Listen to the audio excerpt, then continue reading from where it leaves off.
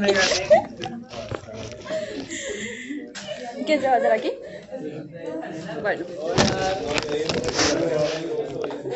Mira, esto sí es un desierto. Esa roca. Y esto sí No, yo dibujé precioso. el fósil ese de la tortuga y dibujé este. Cuando dibujas todo eso y está enviando. No, yo no quiero entregar mi libreta. No, yo lo voy a entregar, ella me dijo que me iba a volver a hacer. Que me la califican.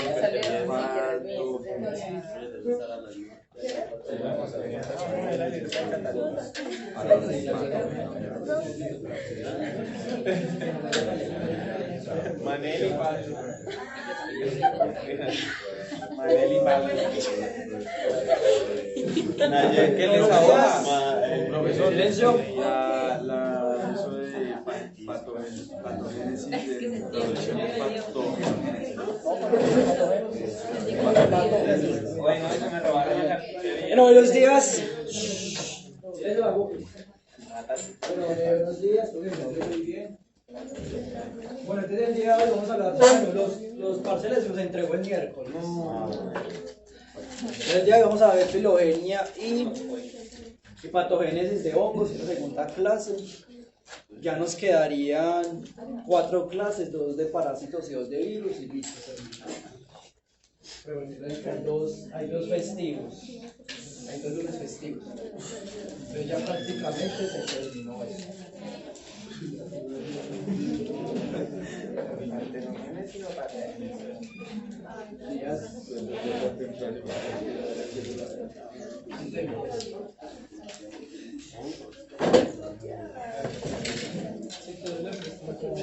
La filogenia de hongos.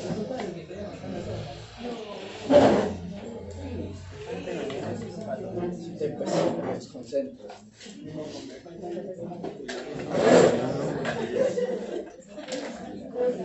Bueno, ya entonces, los hongos, podríamos decir que son esos microorganismos, como venía diciendo la clase pasada, que es el ancestro común más reciente de los animales.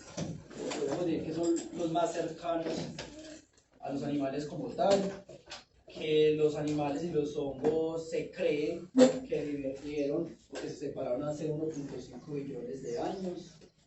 Y dentro de los grupos de los hongos hay un filo que se conoce como los Chytriomicetos.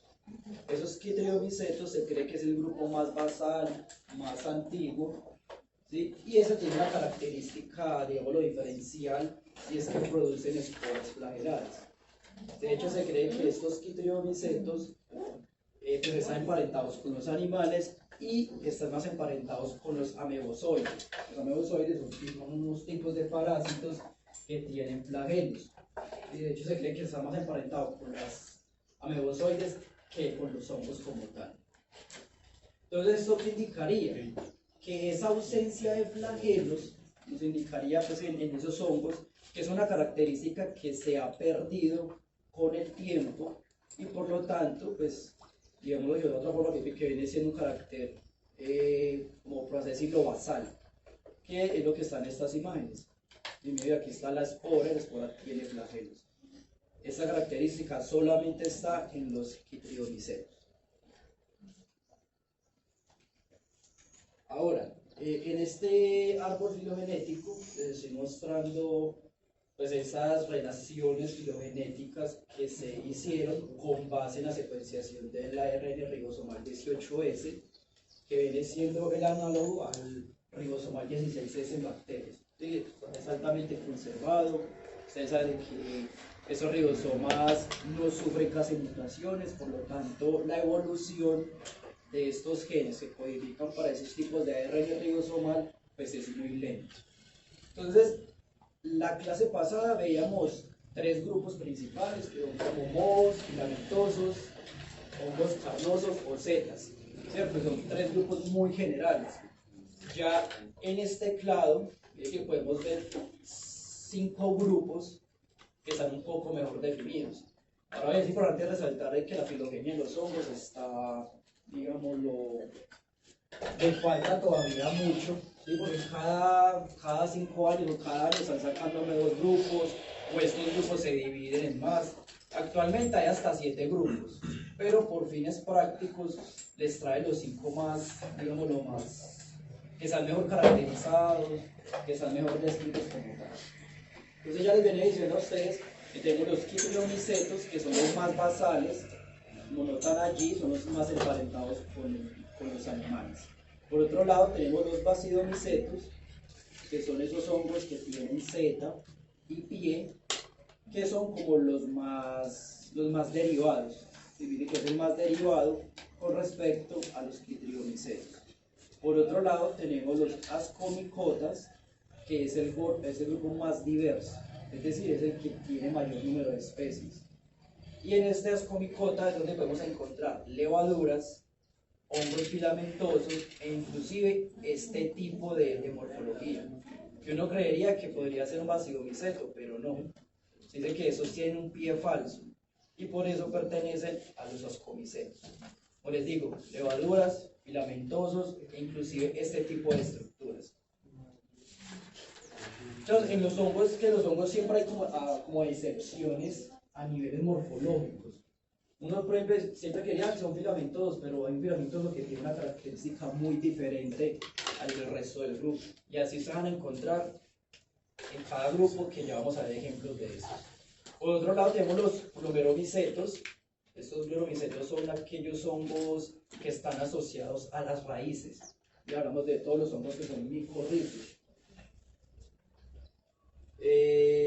Hablamos pues de aquellos hongos que son endofíticos, es decir, están asociados al interior de las raíces, o ectofíticos, es decir, que están asociados a las superficies de esas raíces, que igualmente ya más adelante vamos a profundizar en cada uno de esos grupos. Tenemos los zigomicetos, que podríamos decir que estos son todos los hongos filamentosos, pero miren que no es el único grupo filamentoso, como ya les venía diciendo. De hecho, ascomicota y glomicetos en muchos libros o en artículos se llaman como también hongos filamentosos. Y ya tendríamos los quítridos, que ya les venía diciendo que son aquellos que tienen esporas flageladas como tal. En este cuadro podemos ver las características principales de cada uno de esos grupos. Tenemos por un lado los quitriomicetos, que estos viven en lo que son ambientes acuáticos, viven en el intestino de los herbívoros y tienden a ser parásitos.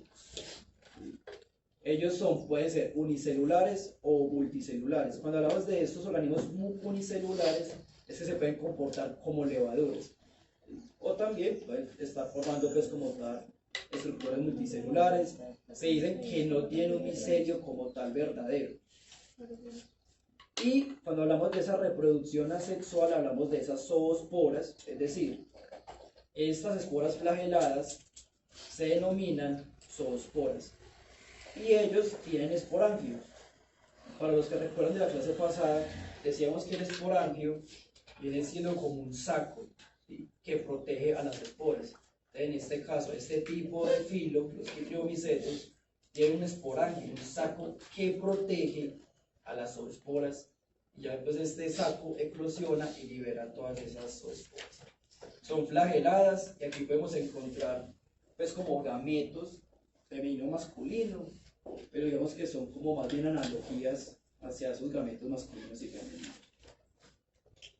Por otro lado tenemos los zigomicetos, como les venía diciendo a ustedes, podríamos decir que esos son todos los hongos filamentosos, se encuentran en todos los hábitats terrestres, son multicelulares, tienen un micelio continuo, que eso quiere decir que son hifas aceptadas, porque tienen múltiples núcleos. En cuanto a su reproducción asexual, pues ellos desarrollan esporangio. Vamos a decir que todos esos son los esporangióforos que tienen las esporangiosporas, que lo veíamos la clase pasada. Y ya cuando hablamos de esa reproducción sexual, hablamos de que cuando esos esporangiosporos eclosionan, pues liberan estas esporas, y que estas esporas lo pueden formar como tal cigosporas. No sé si recuerdan eso, que veíamos una hifa positiva, una hifa negativa, se unen, forman cigosporas, que viene siendo toda la reproducción asexual. Por otro lado tenemos los ascomicetos. Recuerden que esos son levaduras, hongos filamentosos o estos hongos que tienen como un tipo de pie falso. Ellos se encuentran en todos los ambientes terrestres, sobre frutas o sobre cualquier materia orgánica. Pueden ser unicelulares y multicelulares y tienen hifas septadas. Normalmente en su reproducción asexual se puede hacer por gemación, como son levaduras, o por fisión. Y ya los que son hongos como filamentosos tienen conidióforos. Es bien que los ascomicotas, conidióforos, y los cigomicetos es por angióforo. Ya en cuanto a su reproducción asexual, eso se da a través de, digámoslo, de recombinación genética de esporas, que también lo veíamos la clase pasada, y forman ascas. ¿Sí? Las ascas son como unos sacos, y dentro de esos sacos están las esporas, que también lo veíamos la clase pasada. Los que no vinieron, pues entonces tuvieron una oportunidad de mirar las diapositivas, y si no, pues no van a entender mucho. Entonces, esa reproducción sexual en los basilomicetos es exclusivamente reproducción sexual. De hecho, estos basilomicetos, los que tienen setas, normalmente la reproducción asexual está ausente y no es tan común. En cambio, más que todo predomina la reproducción sexual.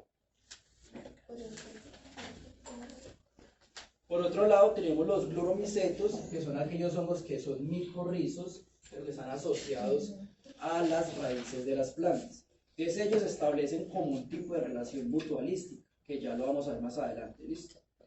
En este tipo de microorganismos, como les venía diciendo, tenemos los ectomicorrizas, que son los hongos que viven como en la superficie de la raíz, y tenemos los endo, o también llamados arbuscular micorriza, que son aquellos hongos que desarrollan un tipo de diseño vegetativo que se le llama arbuscular, ¿sí? Entonces estas estructuras se encargan de absorber los nutrientes de esa raíz, pero son mutualistas. ¿Qué quiere decir eso? Que hay una simbiosis. Ya más adelante les comento un poco más sobre eso. La reproducción es predominantemente asexual. Ellos generan unas glomerosporas, y las hifas son cenocíticas. ¿Qué es una hifa cenocítica? Es aquella hifa que es aceptada y que tiene múltiples núcleos. Y la reproducción asexual en este tipo de microorganismos es más bien rara, no se observa en muchas especies, es más bien ausente. Ahora, ya en este gráfico lo que les muestro son como esos caracteres diferenciales en resumen. Pues como para resumir esta tabla, podríamos decir de que los quítridos tienen esas esporas flageladas, y mire que ese es otro filo que se sacó de los quítridos. Realmente a los que les gusta pues, la taxonomía y les gustan los hongos, tienen mucho por trabajar en esta área, porque eso cada rato están dividiendo grupos, se dividen, se unen, se diversifica, etc. Por ejemplo, esta tabla como les digo, se diversificó de los quítridos, porque ambos tienen células flageladas, pero en su estructura o morfología tienen pequeñas diferencias, por eso los separaron. Tenemos los cigomicotas, que son los que tienen los cigoesporas. Gluromicotas, que son los que son hongos micorrizos. Ascomicota son los que tienen las ascas. Esto es la asca, esta bolsa, y tienen las ascoesporas. Y los basilomicetos son los que tienen, esto se llama basidio, y los basidiosporas. Por digo, eso lo vimos la clase pasada. Pregunta: ¿por qué los hongos son más cercanos al reino animal y no, por ejemplo, a una planta? Quitina, pero digamos si lo comparamos con el reino animal, porque son más emparentados con nosotros los hongos que con las plantas. Esa es una, heterótrofos. ¿Y cuál otra característica? Ser un animal. Sí, pero no. Pues sí.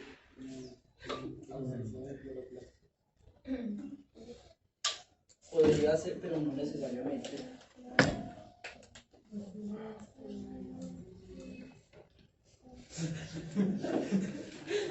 Yo creía que solo era esa. ¿Cuál otra? Unas sí son heterótrofos, las plantas son autótrofas, entonces bueno, ahí está la primera diferencia. Falta una, que la veíamos la clase pasada. ¿Se acuerda que Andrés? celular? ¿Cómo? No tienen para el celular. Va por las membranas. Exactamente. Recuerden que yo les decía a ustedes que los hongos tienen esteroles en la membrana celular. Los esteroles son como un tipo de lípido que es muy parecido al colesterol. Las plantas no tienen esteroles en las membranas celulares, mientras que los hongos y los animales sí. Por eso acá en este lado, en este árbol filogenético nos muestran que los hongos están más emparentados con el reino animal que con las plantas como tal.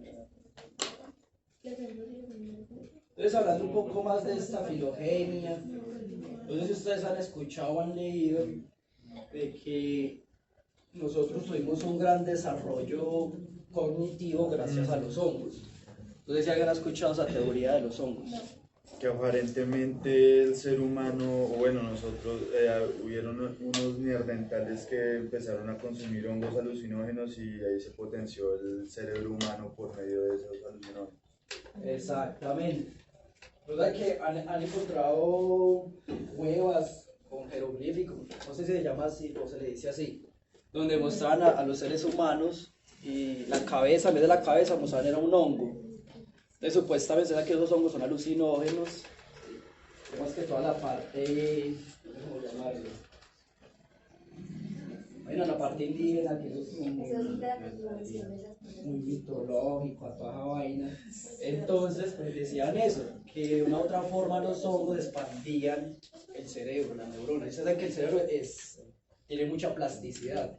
Y ustedes pueden, si lo entrenan para tener buena memoria, su cerebro tiene esa capacidad de aumentar la memoria. Claro, Es como un músculo. Si usted músculo va y lo ejercita en el gimnasio, pues se vuelve más grande, fuerte. Lo mismo es el cerebro. Entonces, supuestamente se cree que esos hongos, que eran alucinógenos, aumentaron la plasticidad cerebral de esos seres humanos ancestrales y eso ayudó a que tuvieran ideas para cazar, etcétera, etcétera. Entonces, por eso se dice que los hongos ayudaron con la evolución del ser humano. Y pues todavía lo sigue haciendo porque todavía mucha gente los consume. Entonces, ¿quién tiene dudas acerca de esta parte de filogenia? Ya el que quiera profundizar le puedo pasar un libro, toda esa parte de taxonomía. Entonces, no siendo más, pasemos entonces a la parte de patogénesis. ¿Sí?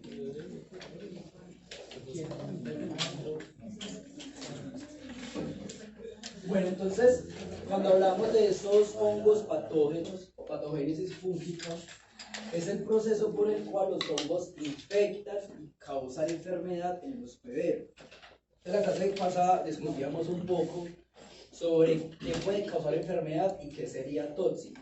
Una cosa es que un hongo sea tóxico y otra cosa es que un hongo sea patógeno. Por ejemplo, ¿cuáles serían los tóxicos? Los que normalmente causan alucinaciones.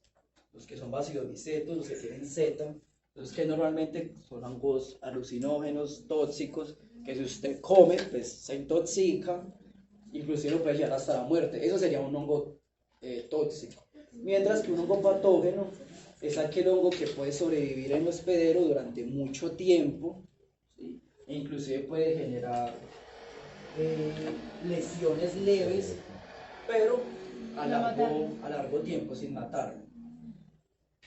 Entonces a eso se le conoce también como virulencia. Nosotros podemos decir qué tan virulento es un hongo respecto al tiempo y efectos o síntomas que producen el hospedero.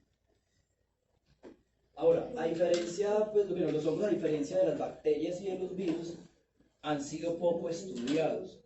Es decir, hay mucho todavía por entender sobre los hongos. Es un campo bastante amplio. Los que les gusta esa parte, pues realmente tienen mucho por estudiar, porque estamos muy poco estudiados. Y por otra parte, como les venía diciendo a ustedes, los hongos no son como las bacterias que una vez infectan el hospedero, la bacteria en este caso, como la bacteria se reproduce tan rápido, en el cabo de que 3 días usted ya tiene una infección y la puede tener muy grave en cuanto a las bacterias. Los hongos tienen periodos mucho más largos y como les digo, el daño sobre el organismo es muy mínimo. Por eso decimos que está en un estado de latencia. De hecho, muchos de los hongos que nosotros tenemos en nuestro cuerpo están en un estado de latencia. Hasta que por factores ambientales externos, esos hongos salen de ese estado de latencia hacia un estado patógeno. Podemos decir lo que es como un umbral. Si hay un umbral de microorganismos mínimo, en donde el daño sobre el hospedero pues, es mínimo. Ya cuando esa concentración aumenta, es lo que causa como tal esa enfermedad. Ahora, muchachos, si nosotros lo vemos desde el punto de vista farmacológico, ¿ustedes qué creen que sea más fácil de tratar, un hongo o una bacteria? ¿Y por qué? Más fácil de tratar. No, ¿Quién vota por bacteria? ¿Y quién vota por hongos? O después los otros que no saben. ¿Qué creerían ustedes? Pues porque, digamos, la bacteria se trataría con antibiótico y eso, pero entonces el hongo, ¿con qué se trataría? Pues además es un antimicótico. Pues porque la bacteria evoluciona más rápido que los hongos. Esa es una. Pero entonces, ¿eso qué le confiere? ¿Que sea más fácil de tratar o más difícil? No, pues por eso, que la bacteria es más difícil de tratar que un hongo. ¿Listo? Esa es una. ¿Quién tiene otra visión? pues digamos que lo como lo dijo ahora, pues las bacterias están más asociadas, no tanto, puede que sea más difícil de tratar porque evolucionan, pero pues hay mayor información, hay más caminos en cambio. Sí, bien. ¿Quién más? ¿Quién da más? Las bacterias son difíciles por el metabolismo se adaptan a ellas. También. Pues sí, todo lo que dijeron es verdad. Pero si lo vemos desde otro punto de vista, tiende a ser un poquito más difícil tratar una infección por hongos. ¿Sí? Porque ya les dije la respuesta, el hongo se parece mucho a la célula de un ser humano, de un animal. ¿Y cómo actúan normalmente los antibióticos? Atacando membranas, se unen a moléculas muy específicas. ¿Qué quiere decir? Que nuestras proteínas, tanto de membrana o lo que sea, son muy parecidas a los hongos. ¿Sí? Por fortuna nuestra, los hongos crecen lento. Porque donde los hongos tuvieran el mismo mecanismo de propagación que las bacterias, estaríamos jodidos. ¿Sí? Por eso, ¿alguien se ha visto, ha jugado el juego de Play de Last of Us? Profe, igual nos vemos. Bueno, los que vieron la serie, de Last of Us. Ah, de The Last Last of of Us. Sí, el último de nosotros. De zombies. Ese juego explica todo lo de los hongos. Entonces, por ejemplo, normalmente las infecciones fúngicas no se transfieren de humano a humano. Por ejemplo, usted contamina directamente con la espora. Pero cuando usted se infecta, es muy pocas las enfermedades que se transmiten yo tengo uno y se lo transmito a otro ser humano. Realmente eso con los hongos no se ve. Se contamina directamente de la fuente que libera las esporas. Mientras que en las infecciones bacterianas, sí, eso pasa así. Si tiene una enfermedad, no sé, gastrointestinal, va al baño, no le lava las manos, pero le dio la mano al otro, el otro pasó la mano por la boca, por los ojos, se contaminó. Pues por eso era que contagia la tifoidea. Entonces por eso en la serie es bacano porque ellos dicen lo mismo. Miren que ese hongo se transmite muy rápido y por eso contamina todas las. Bueno, entonces resulta que la mayoría de los hongos con el hospedero, en ese caso el humano, va a enfocar primero en el humano, después vamos a hablar unos ejemplos en el animal, ¿sí? Porque ustedes saben de que pues, todo lo mueve la planta y hay más estudios pues, en el ser humano que sobre plantas o animales. Entonces la mayoría de los hongos en el humano son patógenos, ¿sí? Todos son patógenos. Hay los que son mutualistas, otros son comensalistas, que ya les voy a mostrar cuál es la diferencia entre eso. Pero la mayoría son patógenos y decimos que son simbiontes. Entonces, De ahora en adelante vamos a hacer simbiontes, listo. Entonces, eso es lo que les venía contando. Entonces, tenemos tres tipos de relaciones que puede tener el hongo con el hospedero. Entonces, la primera relación es el mutualismo, ¿sí? En donde todos los organismos se benefician. Un ejemplo común, la flora microbiana. ¿Sí? Mire que la flora microbiana intestinal. Allí hay una simbiosis entre, bueno, es una relación de mutualismo entre nosotros y los microorganismos. ¿Sí? Por ejemplo, nosotros nos alimentamos de ciertos compuestos orgánicos. Las bacterias degradan, ¿cierto? Rompen estos compuestos orgánicos, se aprovechan de ellos y nos dan otros subproductos que nosotros podemos absorber. Entonces, mire que nos estamos beneficiando tanto el ser humano como la bacteria. Se cree que en los hongos también pasa esto, pero como les digo, los hongos no están tan estudiados, apenas que nos estamos dando cuenta cuáles son esas relaciones mutualistas que hay entre el hongo y el ser humano, que no se sabe mucho. Ya por otro lado tenemos las relaciones comensalistas, que esas relaciones se cree que es donde están la mayoría de los hongos que están relacionados con el ser humano, en donde el hongo se beneficia de nosotros, pero nosotros no tenemos como tal un beneficio de ellos. No nos afecta, pero ya están allí. Y acá dice algo muy importante, homeostasis. Es decir, hay un equilibrio entre la concentración de cada microorganismo. Ya por cuando hay, no sé, un factor ambiental o externo que nos afecta a nosotros, hace que alguna de esa población crezca más que otra. Esto ya altera todo el equilibrio ecológico o microecológico que hay allí, afectando entonces, pasando de hecho ya a lo que llamamos parasitismo. Ya por otro lado tenemos las relaciones de parasitismo, que es cuando un organismo se beneficia de otro. Normalmente es donde se encuentran estos hongos patógenos. Y por otro lado tenemos estas relaciones que son amensalistas. Esta relación amensalista es más que todo interacciones entre los microorganismos. Por ejemplo, que un organismo puede inhibir el otro. Eso es algo que normalmente pasa cuando tenemos algún daño estomacal, que una especie microbiana comienza a matar a la otra.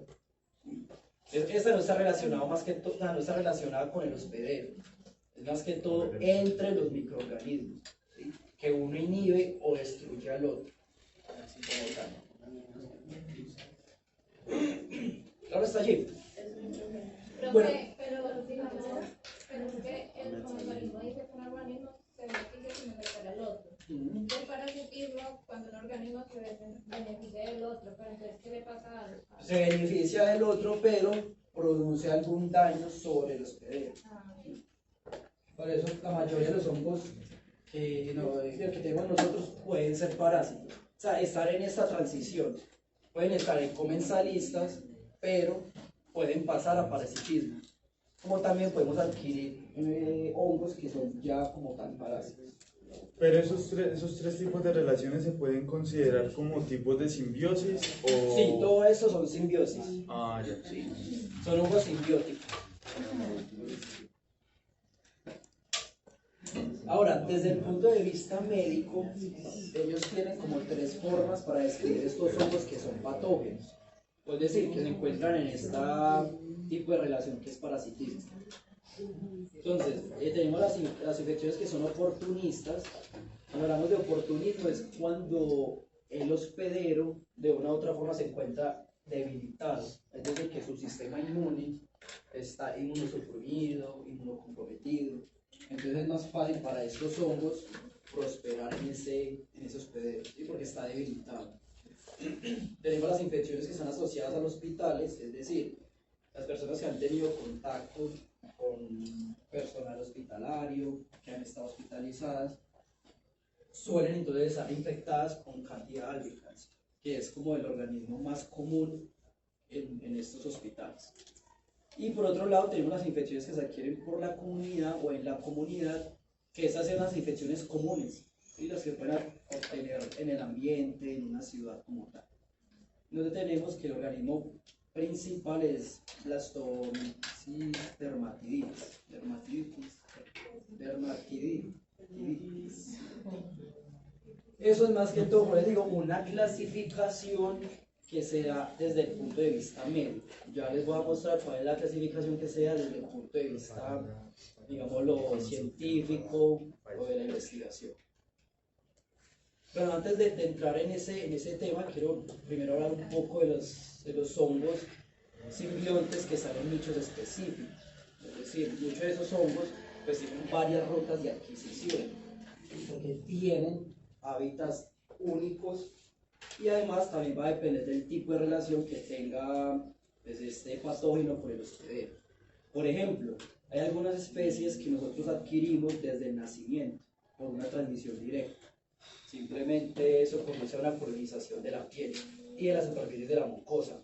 Ustedes saben de que la cavidad vaginal pues, tiene una flora microbiana bastante amplia, puede tener más de 50 microorganismos, entre bacterias y hongos. Entonces, cuando el niño va saliendo por la cavidad vaginal, queda entonces colonizado con toda esta flora. Por eso, cuando un niño nace por cesárea, tiene que pasar por un proceso de ver que mirar cómo le damos la primera flora microbiana y reforzar el sistema inmune. Sí, porque ese primer contacto va entrenando el sistema inmune. Entonces, ese primer contacto es fundamental. Mientras que hay otros patógenos que son ubicuos cuando están en el medio ambiente. Es decir, muchos de los hongos ambientales, como les digo, no son patógenos, pero una vez entran en contacto con nosotros o con cualquier otro animal, ya se convierten en hongos patógenos, ¿sí? Como tal. Ya sea el contacto puede ser oral, respiratorio o a través de la piel. Ahora, hasta el momento se han identificado alrededor de 75 géneros, por ejemplo, en la cavidad oral.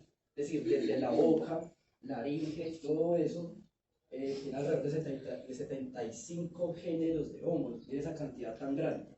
Y obviamente, pues, esta vía oral conduce también como a que haya colonización del sistema respiratorio y del tracto gastrointestinal. ¿Qué quiere decir eso? Que nosotros compartimos especies fúngicas entre todos esos sistemas, desde la boca, respiratorio y gastrointestinal. Por ejemplo, Candida albicans está en la cavidad vaginal, en las mucosas vaginales, gastrointestinal, porque también está en el intestino, e inclusive se puede encontrar en la boca, pero obviamente está en un estado que comensalista, está aquí sin producir un daño. Pero Candida albicans es el hongo, digámoslo por excelencia, que suele ser dimórfico. Yo les decía a usted la clase pasada, cuando un hongo que es lauriforme pasa a dimórfico, es cuando comienza a causar enfermedad. Es decir, cuando esta cándida se comienza a desarrollar una pseudohifa, es donde da la candidiasis. Que puede ser candidiasis estomacal, candidiasis vaginal o candidiasis bucal, entre otros. El tracto gastrointestinal, mire que también tiene Saccharomyces y Cladosporum. Estos tres hongos están, digámoslo, en una homeostasis en nuestro tracto gastrointestinal. Entonces, si alguno de ellos, por alguna razón, supera su concentración en individuos por encima del otro, comienzan a desarrollar enfermedades fúngicas. ¿Sí? Pasan de comensalismo a parasitismo. Tenemos por otro lado, Saccharomyces cerevisiae, que este hongo se adquiere normalmente por fuentes dietarias, es decir, alguna fruta o lo que sea, pues podemos contaminar con este hongo. Este hongo es considerado un comensal transitorio, es lo que yo le venía diciendo. Puede pasar de comensal a parasitismo. Y normalmente se ha visto de que este hongo está asociado con enfermedades inflamatorias en el intestino y también algunas enfermedades autoinmunes. ¿Especialmente con qué? Pues se anota que en estas dos enfermedades hay anticuerpos elevados contra este hongo. ¿Qué quiere decir eso? Que este hongo está desencadenando enfermedades inflamatorias en el intestino, otras enfermedades autoinmunes, que hace que los anticuerpos se eleven para poder combatir entonces este hongo. Ahora, pues no sé, yo creo que ustedes no saben mucho de inmunología o si alguien sabe mucho de inmunología. Creo que no. Entonces, es la que normalmente la fiebre que nos da a nosotros es porque el sistema inmune está actuando sobre esa infección. De hecho, lo peor que puede hacer uno es que cuando tenga fiebre es tomarse un medicamento para bajar la fiebre, porque lo que está haciendo es disminuyendo la actividad de su sistema inmune. Lo mejor que uno puede hacer es aguántese lo que más pueda. Ya si la fiebre sube mucho, obviamente ya toca actuar y decir, pues, tomarnos algo que nos baje esa fiebre. Porque de hecho el sistema inmune cuando sube 1 grado, por ejemplo de 36 a 37, se dice más o menos que produce alrededor de 1 millón de células inmunes pues, del estado basal. Entonces si sube otro grado, son otro millón digámoslo, de células del sistema inmune que están ayudando a combatir esta infección. Pero al momento de disminuir esa fiebre, pues estaríamos disminuyendo como tal esa actividad del sistema inmune. Entonces, por ende, no lo hagan y aguantemos. Y otra cosa, por ejemplo, nosotros también nos solemos automedicar. Si tenemos una infección, tenemos diarrea, muchos médicos mandan tómese un antibiótico. Y eso es lo peor que uno puede hacer. Porque esos antibióticos que usted está tomando llegan al intestino delgado. ¿Y qué va a hacer? Que esos antibióticos van a comenzar a matar otras especies bacterianas y realmente las especies bacterianas, como le digo, están en control con candida albicans, por ejemplo. En las mujeres que son fértiles, es decir, todas ustedes tienen más que todo cándida. Una niña tendría más que todo Escherichia coli. Y ellas, o sea, si está cándida, no está Escherichia, o si está Escherichia, no está cándida. Siempre son como inversas. Entonces, cuando a una mujer le da una infección, le da candidiasis, es porque de una u otra forma se contaminó con Escherichia coli. ¿Y en dónde podemos encontrar Escherichia coli? Carne, no. En aguas tampoco. Pues digamos que son fuentes de contaminación, pero realmente ¿en dónde estaría el cándido? Pues que ya con él está más presente en el intestino. Cándida, perdón, ¿dónde estaría Escherichia coli? ¿Dónde estaría Escherichia coli? La materia fecal. ¿Qué quiere decir? ¿Que dónde estaría? Intestino. En el intestino. Entonces miren que, no, o sea, todas las mujeres le enseñan, ay, límpiese es de arriba hacia abajo. Cierto, también chichi. Por eso, ¿qué pasa? Nosotros, obviamente, en el ano, hay Escherichia coli. ¿Digo qué? Entonces, ¿qué pasa? Que si las mujeres se limpian mal, Escherichia coli llega a la vagina, después controlar la homeostasis microbiana y da candidiasis. No, bro, me invitan. La candidiasis. Entonces, ¿qué quiere decir? Que como tal, cándida es una barrera entre la vagina y el ano. Escherichia coli está en el ano y cándida está en la vagina. Si hay un cruce, allí ya es donde comienzan a haber enfermedades como tal. Entonces, voy a limpiar ese diente. Ya digamos que al otro lado, digamos, totalmente diferente, tenemos este género que es Saccharomyces boulardii, que este sí es de uso químico, pero como probiótico. Es decir, este nos va a ayudar a regular esa flora intestinal, porque es un organismo mutualista. Es decir, vamos a obtener ambos beneficios, tanto el hongo como el hospedero. ¿Qué hace ese hongo? Pues mire que ese hongo va a actuar sobre los microorganismos enteropatógenos. Por ejemplo, Escherichia coli. La Escherichia coli tiene diferentes cepas. E. coli nosotros la tenemos en nuestro intestino, eso es normal. Pero cuando nosotros vamos, no sé, defecamos, no nos lavamos las manos, eso, no sé, consumimos algo y esa coli que está en el intestino pasó al estómago. Entonces allí comienza a haber un problema estomacal que inclusive nos puede dar diarrea. Las infecciones por Escherichia coli son por las enfermedades, que eran unas toxinas chigas. ¿Se acuerdan cuando se fue a una presentación de este man, de Peña? de esas células, ¿cómo es que se llama? Era una cepa de células. O sea, acuérdese, para que me explique.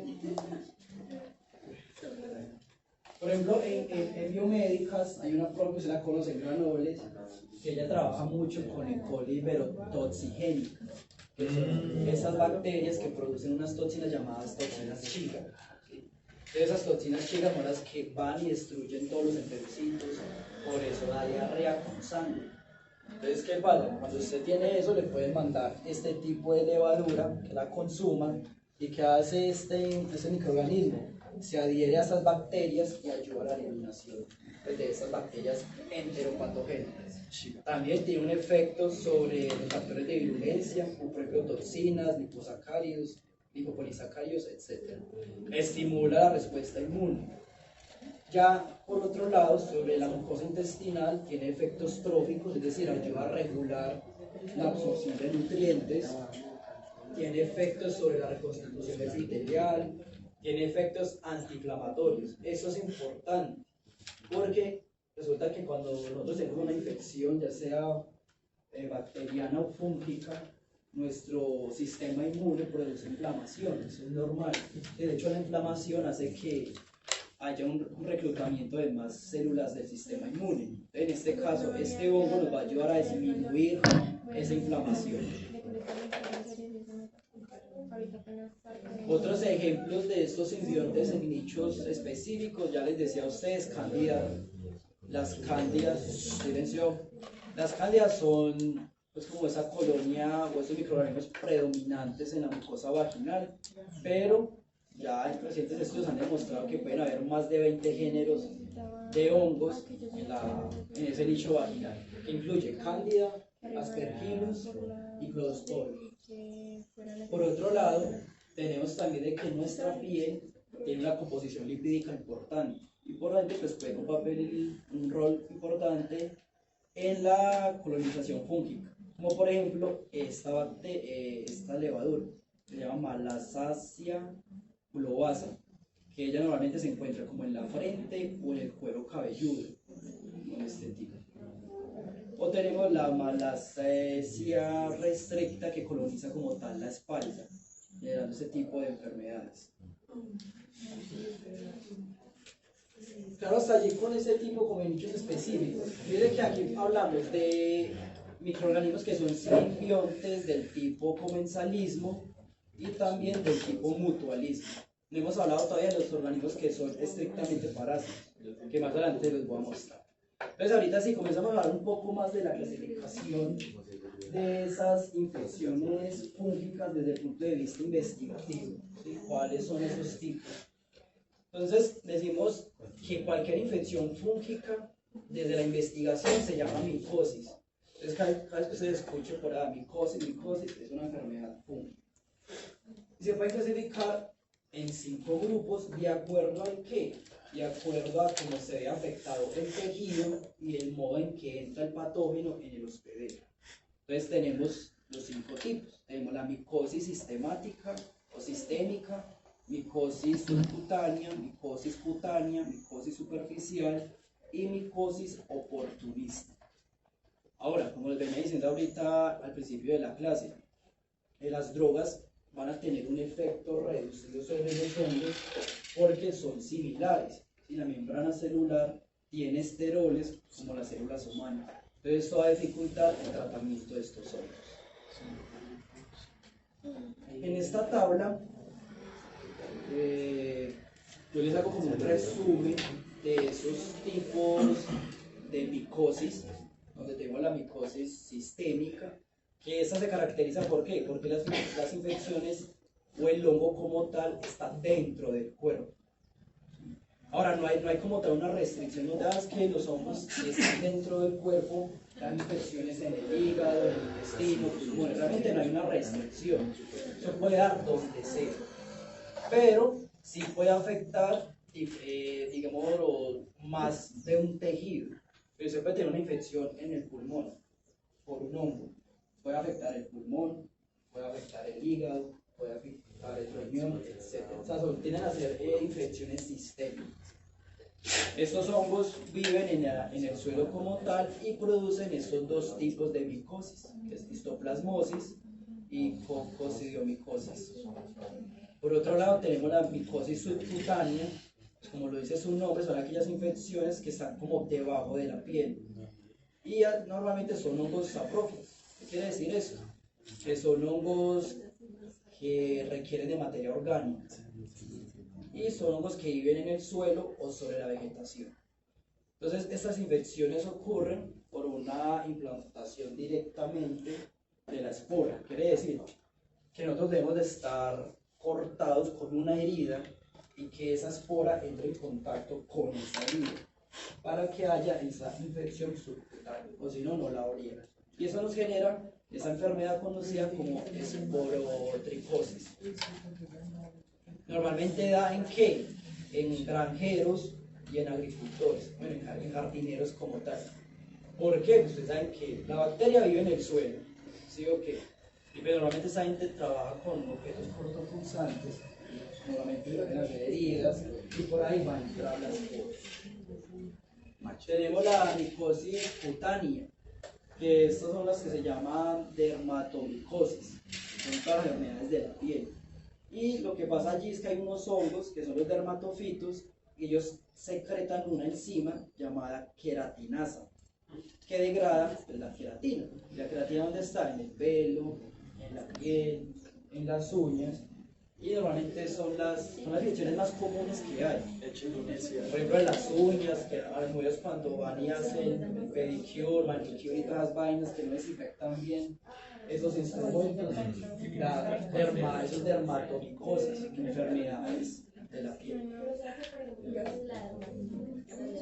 La dermatitis viene siendo más bien esta, que es una superficial. Ahora, este tipo de micosis cutánea es la única infección que se puede transmitir de humano a humano, de animal a humano, o por un contacto directo. Porque resulta que hay a los animales, como por ejemplo los perros, los gatos, que son más animales domésticos, les puede dar también esta vaina. Hay perritos que se los ve como pelados en la piel. Si usted va y toca a ese perro, lo pone a sobárselo mucho, esa infección sí se le pasa a usted. En cambio, estas dos que hemos visto, la sistémica y la subcutánea, no se transfiere humano a humano. Es directamente el contacto con la espora en el suelo como tal. Por otro lado, tenemos la micosis superficial, que esa está localizada como en la nervadura del pelo, en el cuero cabelludo como tal, y en la superficie de las células. Son diferentes. ¿Un folículo qué? Sí. Sí, como acá en esta parte, En el folículo. Sí, en el folículo. Bueno, normalmente entonces estos hongos no invaden el tejido celular vivo, en cambio estos sí lo invaden. Haz de cuenta que ellos simplemente salen a la superficie, no invaden o no entran como tal en el hospedero. Y esas infecciones normalmente están en el trópico, en climas que son templados. Y por último tenemos las micosis oportunistas. Estas las zonas más diversas normalmente son producidas por los ascomicotas, es decir, por levaduras y hongos filamentosos. Normalmente estas infecciones suelen dar, por ejemplo, la neumocistis, en pacientes que son inmunocomprometidos, como los que tienen SIDA. Tenemos también la estaquipotris, que esta se encuentra, o estos organismos se encuentran más que todo sobre la pared de célula, sobre la pared de casas que presentan como humedad. Este hongo se encuentra allí. Tenemos la mucormicosis, que también da en pacientes que presentan enfermedades como diabetes mellitus, cáncer, entre otras. Ahora las que les quiero mostrar ya son como ejemplos de esas enfermedades. Entonces comencemos con la micosis sistémica. Yo venía diciendo a ustedes de que la contaminación se da directamente por las esporas que hay en el suelo. ¿Sí? Esto entra por vía respiratoria y se aloja ¿en dónde? En los pulmones. En el caso de Histoplasma capsulatum, que es la especie que genera esta enfermedad. Como le digo, esta histoplasmosis no es contagiosa. La única manera que nos puede contagiar es que la espora se levante del suelo, por viento, simplemente por manipulación, nos podemos contagiar. Otro tipo es esta especie que es Coccidioides mitis, que es también lo mismo, puede entrar a nuestro cuerpo y afecta principalmente también los pulmones. Y esta es la característica principal del hospedero que está siendo pues atacado por este hongo. Tenemos esta micosis subcutánea, y es la enfermedad que nos da. Recuerden que este tipo de infecciones da es porque tenemos una herida.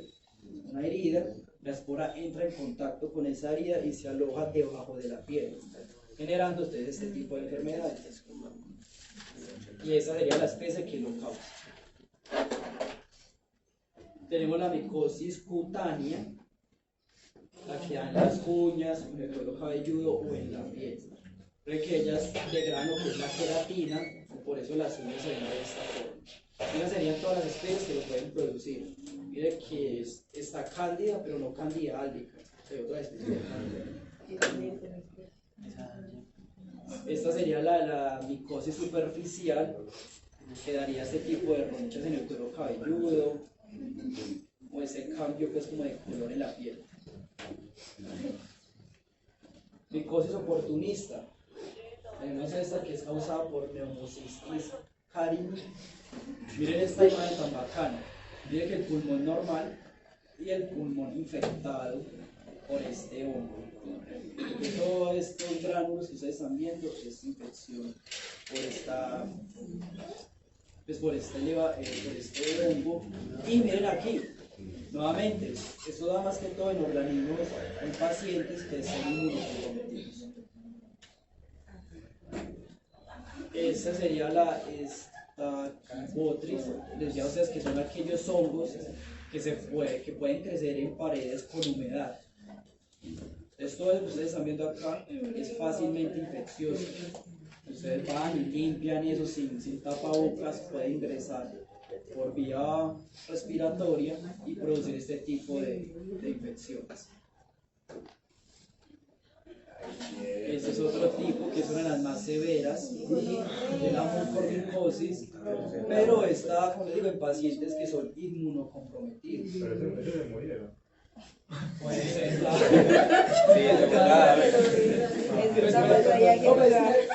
de tener este tipo de pacientes, el sistema inmune está comprometido. Todas las personas que tienen VIH-Sida, normalmente ni siquiera es el virus lo que los mata, sino que son infecciones tras infecciones hasta que ya no pueden combatirlo. Entonces esto está pasando. Son pacientes que tienen diabetes mellitus, cáncer, leucemia o cualquier enfermedad que sea inmunocomprometida, generando ese tipo de enfermedades, de síntomas.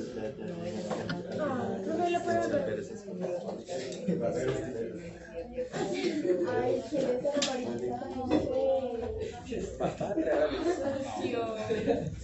Bueno, ya en esta tabla les muestro como las características resumidas de esos hongos patógenos. Tenemos los cigomicotas, tenemos los microsporidium. Este microsporidium es otro filo. Yo no se los mostré ahorita porque, como les digo, por fines prácticos. Pero microsporidia es considerado otro filo del grupo de los hongos. Como les digo, hay como 7 o 8 filos, pero los más sustentados son esos 5 que les mostré. Y estos sí son parásitos obligados. Sí, o sea, aquí les estoy diciendo, hábitat humanos y otros animales que producen diarrea y conjuntivitis. Esos solamente pueden vivir dentro del cuerpo de la persona. Exactamente, son parásitos intracelulares obligados. Silencio. Sí, son parásitos obligados. Tenemos los cigomicotas que pueden producir infecciones sistémicas. Los ascomicotas pueden producir tanto sistémico como cutáneos. Y ya tenemos los basilomicotas, que estos por acá dicen pues que producen enfermedad, pero como tal no la producen. Y realmente ellos son tóxicos. Como les digo, una cosa es que sea tóxico y otra cosa es que sea patógeno. Ya estas las dejo allí para los que quieran estudiar. Hay un resumen de todo lo que hemos visto prácticamente. Ahorita entonces quiero hablar un poco sobre Candida albicans, ya que Candida albicans es el hongo que abarca más o menos el 80% de la población total en el humano. Entonces, ya como ustedes saben, este hongo es naturalmente polimórfico y es en esta estructura de aquí, en esta pseudohifa, cuando ya está en su estado polimórfico, es que se vuelve patógeno, pasa de ser comensalista a parasitismo, o a parásito. Entonces miren que en esta forma de levadura es donde puede colonizar diferentes superficies. Una vez desarrolla esta pseudohifa, mejora como su capacidad de metabolizar los nutrientes y por ende es tóxico. O en el caso de los hongos que son totalmente filamentosos como Aspergillus, en esta forma es que son patógenos. Ahora, en este gráfico les estoy mostrando un poco sobre las interacciones entre bacteria y hongo. Entonces, no sé si todos conocemos qué es el término disbiosis. Disbiosis es como ese desequilibrio ecológico a nivel de microorganismos. Eso se puede dar por estrés, o si usted estresa mucho o consume cierta dieta, esto produce que haya disbiosis. Los antibióticos, cuando nosotros tomamos antibióticos estamos afectando nuestra flora intestinal. Entonces miren que acá nos está mostrando este gráfico que es muy bacano, desde que si hay una disminución de E. coli, esto hace que Candida albicans aumente su población.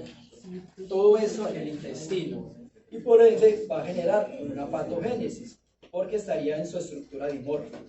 Mire que en el intestino E. coli y Candida están en homeostasis. Si en este caso Candida prolifera más que E. coli, esto hace que pase de levadura, mire que aquí está en su estado de levadura, a un estado dimórfico o pseudohifa, produciendo como tal la enfermedad.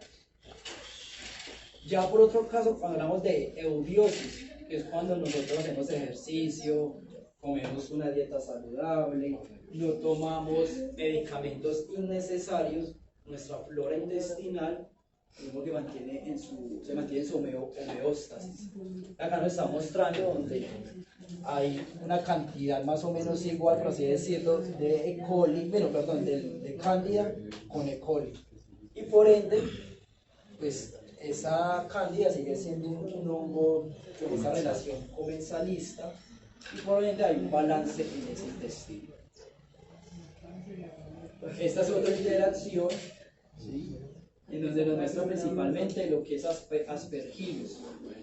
¿Sí? Entonces mire que aquí lo mismo, estarán en homeostasis, por ende no hay como otra infección. Pero cuando hay infecciones, Candida siempre está allí. Candida, como Candida abarca más o menos el 80% del microbioma del ser humano, pues siempre va a estar involucrado en ese desarrollo de enfermedades como tal. Ahora sí, pasemos a enfermedades que ocurren en las plantas. Tenemos este tipo de enfermedad, que no recuerda qué traduce esto. Esto es como, se llama la raya, ¿sí? Como enfermedades de rayas. Esto es una familia de los bacidomicetos.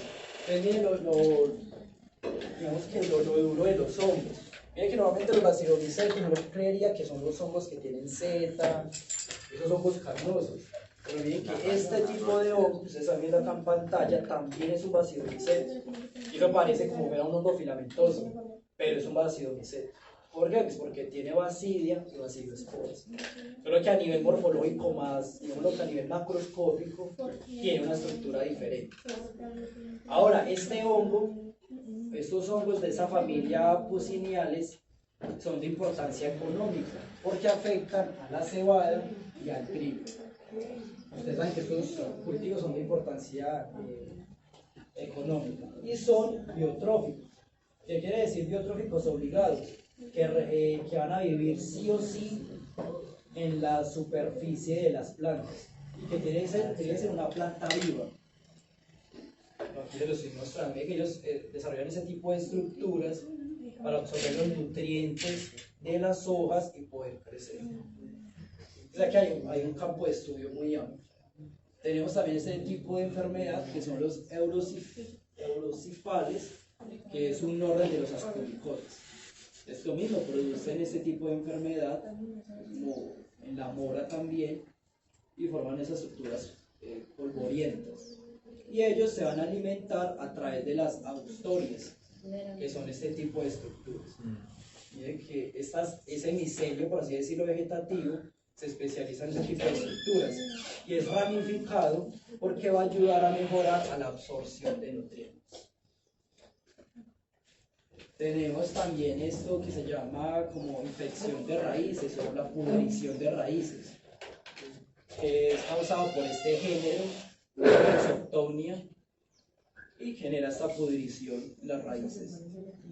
Miren que aquí se vería la raíz bien, con una coloración saludable, y ese ya es cuando ha sido colonizado por este hongo patógeno. Ya cuando hablamos en cuanto a los animales, yo creo que se han escuchado esta bacteria, que es Batrachotrophium dendrobatis, que eso está disminuyendo la población de muchas especies de ranas. No es que solamente sea la dendrobatis, sino también otros tipos de ranas. Y en peces también. En peces también, pero actualmente esta es la enfermedad de estudio, porque realmente está afectando a muchas especies. Y es un quítrido. Los quítridos, ¿qué características tienen? A nivel morfológico, son las flageladas.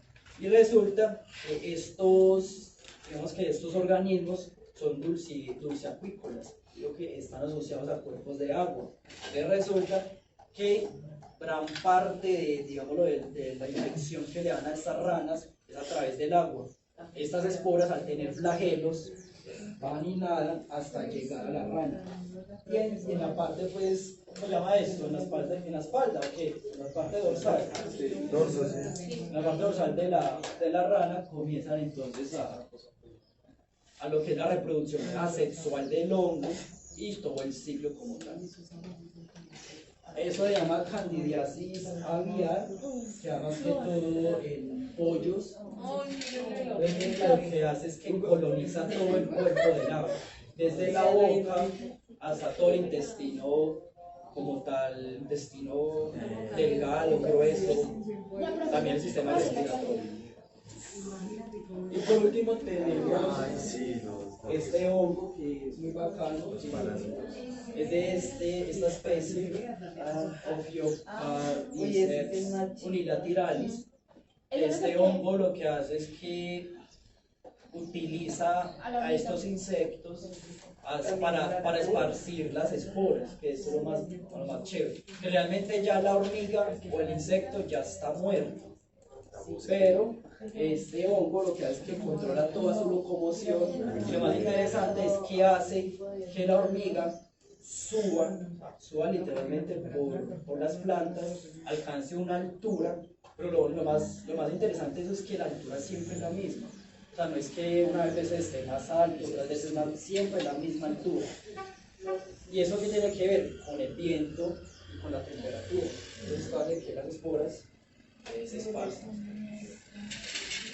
Y eso más o menos es un video que explica esto. Ese sería como el ciclo del hongo.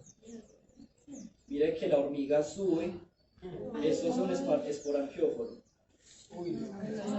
Libera las esporas, otras hormigas pues, toman esas esporas, van hasta las, ¿cómo se llama eso? Como colmenas. ¿Cómo se llama la vaina?